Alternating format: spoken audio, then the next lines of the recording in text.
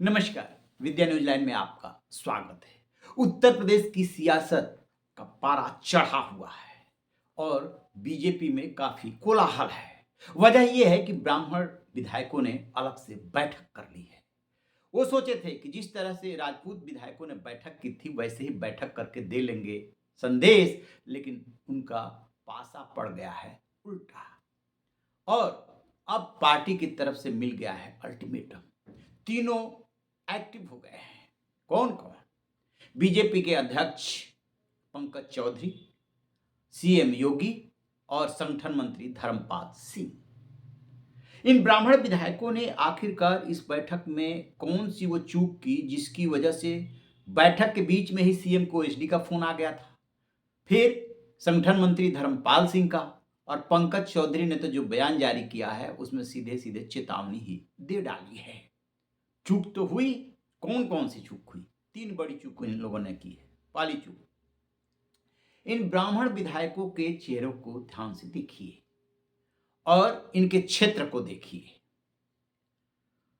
तो आप पाएंगे कि ये उस तरीके से लाइमलाइट में नहीं रहे हैं। अपने क्षेत्र में हर कोई होता है, लेकिन उस तरीके से लाइमलाइट में नहीं रहे हैं। और सबसे पहले इनको करना यह था कि अपना एक नेता चुनना था कि अगुवाई कौन करेगा। क्षत्रिय विधायकों की बैठक में और इनकी बैठक में सबसे बड़ा अंतर है कि इसमें कोई भी सांसद नहीं आया, कोई भी मिनिस्टर नहीं आया। यानी कि जो ब्रजेश पाठक ब्राह्मणों के अगुवा बन रहे हैं, जो दिनेश शर्मा अगुवा रहे हैं, वो उसी लखनऊ में थे, वो तो नहीं आए। अन्यों की तो बात ही नहीं कर रहे हैं, चाहे आगरा वाले उपाध्याय जी हों या अरविंद शर्मा हों, सुनील शर्मा हों, बहुत सारे ब्राह्मण मंत्री हैं, अभी उनकी बात नहीं कर रहे हैं। इन लोगों ने अपना नेतृत्व नहीं चुन करके बहुत बड़ी गलती की। एक बात। दूसरी बात कि यदि आपको अपना वजूद बताना ही था, अपनी जमीन बतानी ही थी कि हम 10% हैं कि 12% हैं और हम ये कर सकते हैं, तो किसी सामाजिक इशू को लेकर के कुछ ऐसा किए होते जिससे कि सबसे पहले तो चर्चे में आते। नहीं किया आपने।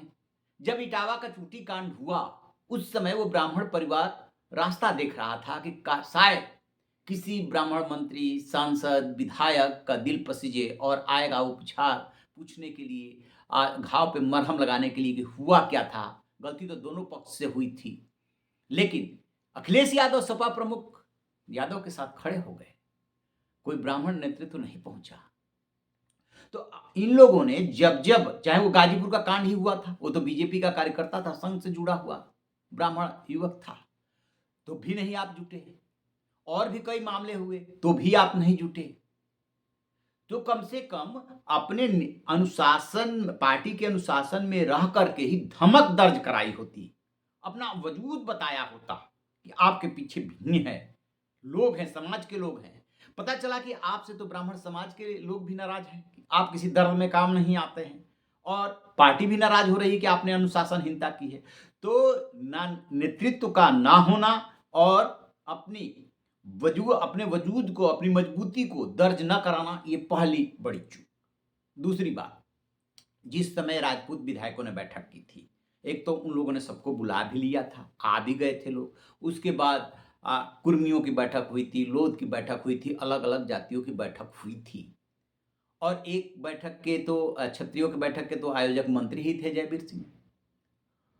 तो उन लोगों में और आप लोगों में क्या अंतर है? दूसरा कि उस वक्त माहौल बन गया था, जो क्षत्रियों की बैठक हुई थी वो सीएम योगी पे कहीं ना कहीं ये आरोप लग रहे थे कि आप सिर्फ सजातीय लोगों का फेवर करते हैं। तो उस बैठक के जरिए ये संदेश देने की कोशिश की गई थी कि हम एक है, और एक क्रॉस द पार्टी लाइन जुटाने की कोशिश हुआ। उसी माहौल में यदि आप भी कर लिए होते तो आपके ऊपर ये डंडा अनुशासन का नहीं चलता। आपने उस वक्त चर्चा तो की कि हमें भी करनी चाहिए, लेकिन हिम्मत नहीं जुटा सके, क्योंकि उस वक्त भी आपको नेतृत्व नहीं मिल रहा था। उस वक्त भी आप तय नहीं कर पा रहे थे कि क्या करना चाहिए और क्या नहीं करना चाहिए, हम कैसे अपनी बात को बताएं। तो वहां भी आप चूक गए। अब क्या हुआ है कि उन बैठकों को भी पार्टी ने बहुत अच्छे संकेत के रूप में नहीं लिया था, जो भी जातियों की बैठकें हुई थी, लेकिन पार्टी उस समय मौन रही। इसी बीच में प्रदेश नेतृत्व में बदलाव होता है और चुनाव की तैयारी शुरू हो जाती है। अब चुनाव 1 साल बचा है। चुनाव के मौके पर आपने अलग से ये बैठक की, सत्र चल रहा है बैठक की।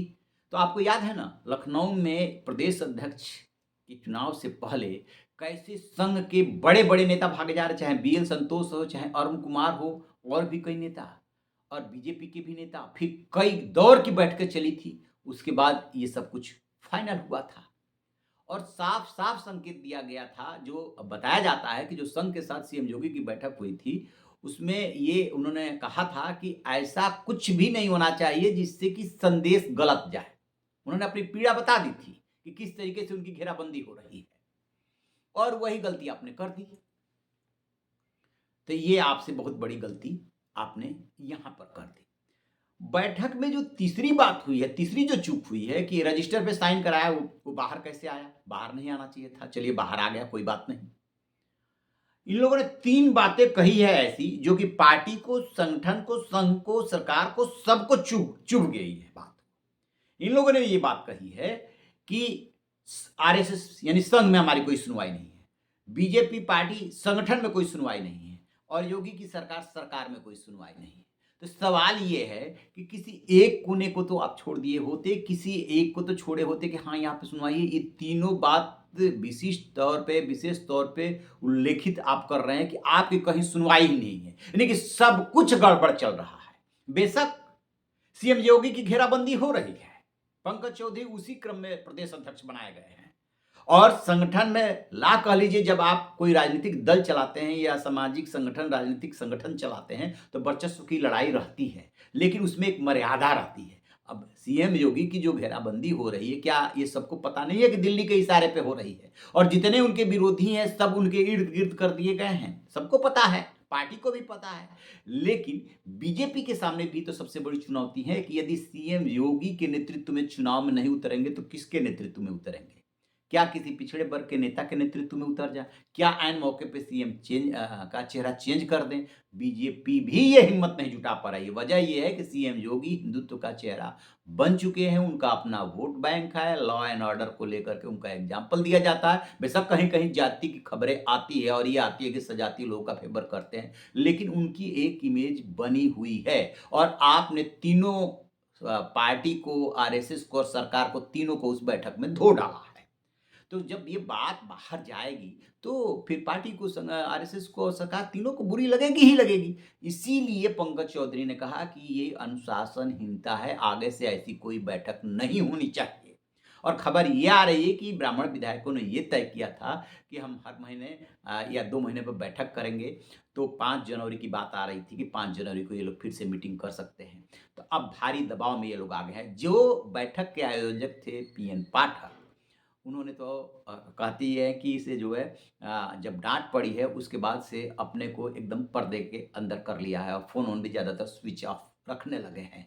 और रत्नाकर मिश्रा से भी नेतृत्व ने बात किया। ऑलमोस्ट जिनसे बात करनी चाहिए 40 के आस-पास जो विधायक थे, उन सबसे जो है संगठन ने संपर्क साध लिया है और बता दिया है साफ-साफ कि ये अनुशासनहीनता की परिधि में आता है। देखिए, जाति वाली राजनीति गई बहुत पीछे और अभी जो बिहार का रिजल्ट आया है उसमें उसके बाद का परिदृश्य देखिए और उस दौरान का परिदृश्य देखिए, तो बीजेपी को ये लग रहा है कि यदि जातिवादी राजनीति के चक्कर में फँसे तो फिर आप जो है आगे नहीं बढ़ पाएँगे। लिहाजा उसने तय किया है कि 2 ही मुद्दे रखिए। बेशक पर्दे के पीछे से ये सब कीजिए, लामबंद कीजिए, लेकिन सामने जो है पब्लिकली 2 ही मुद्दे रखिए।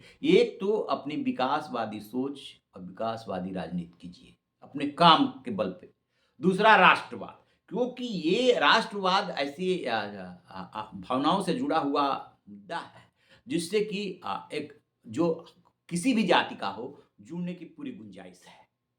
तो बीजेपी का जो मानना, जो पंकज चौधरी ने बात कही है कि उस जातिगत राजनीति अब नहीं चलेगी। सिर्फ़ और सिर्फ़ विकास और वो विकासवादी सोच और फिर राष्ट्रवाद। बीजेपी इस पार्टी लाइन पे आगे बढ़ रही है। उधर समाजवादी पार्टी का जो अंदर मंथन हुआ है, एग्ज़ाम्पल दिया गया है कि बिहार चुनाव परिणाम के बाद वो खुद उनका मोरल डाउन हो गया है। अखिलेश यादव और समाजवादी पार्टी अब खुद परेशान है। जो पीडीए नारा दे रहे हैं, वो पीडीए नारा काम करेगा कि नहीं करेगा? बिहार में तो धराशायी हो गया। ब्राह्मण विधायकों की ये 3 चूक है। अब ये देखना है कि ये लोग मीटिंग करने की हिम्मत जुटा पाते हैं कि नहीं जुटा पाते हैं, क्योंकि उम्मीद तो कम ही लग रही है और नहीं करे तो ज़्यादा अच्छा है। क्योंकि इनमें से ज़्यादातर, सबकी तो नहीं कहूँगा, लेकिन ज़्यादातर के पास अपनी कोई ज़मीन नहीं है, जो क्षेत्र से बाहर भी अपना वजूद रखते हैं। और उधर देखेंगे क्षत्रिय राजपूत अरे क्षत्रिय विधायकों या राजपूत विधायकों का जो आप एग्ज़ाम्पल दे रहे हैं कि उन्होंने ऐसे-ऐसे करके मीटिंग करके दबाव बनाए और बाकायदे जब पूछा गया तो ये बोले भी हैं। तो उनमें से देखिए ना कि जो कम से कम 10 चेहरे ऐसे होंगे जो अपने क्षेत्र से बाहर सूबे में या क्षेत्र विशेष में धमक रखते हैं, वोट दिलाने की हैसियत रखते हैं। तो पहले हैसियत बनाइए। आज यदि बीजेपी नेतृत्व को पता चल जाए कि ये ब्राह्मण नेतृत्व उभर रहा है और इसकी उपेक्षा नहीं कर सकते, तो वो उपेक्षा नहीं कर पाएगा। अब देखते हैं कि आगे क्या होता है। आपकी क्या राय है? कमेंट बॉक्स में ज़रूर बताइएगा। Thank you.